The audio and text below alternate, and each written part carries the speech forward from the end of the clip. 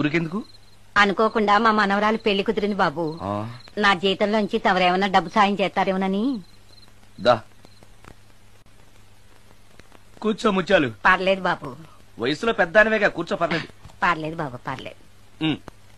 ఇదిగో ఇంతో డబ్బే. పెళ్ళంటే బోళ్ళని ఖర్చులుంటాయి కదా, తీసుకో. ఇదిగో బాబు. చచ్చా, నీ మనవరాలు అందంగా ఉంటుందా? కొత్తంత రంగు తక్కువైనా రామచిలకలాగా ఉంటది బాబు. పెళ్లి కొడుకు నచ్చాడా?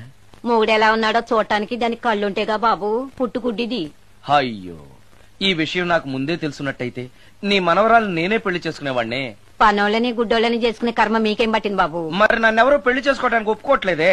అదే గుడ్డిదైతే నేను అందంగా లేకపోయినా దానికి కనిపించదు. ఎవరయ్యా నువ్వు అందంగా లేవని చెప్పింది? మీ అమ్మే బతుకుంటే నీ అందం గురించి చెప్పేది.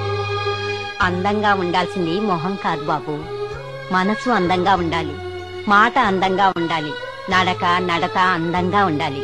మనిషికి చదువు, సంస్కారం, జాలి, దయ ఇవన్నీ అందాలే. ఇన్ని అందాలున్న నువ్వు అందగాడివే బాబు.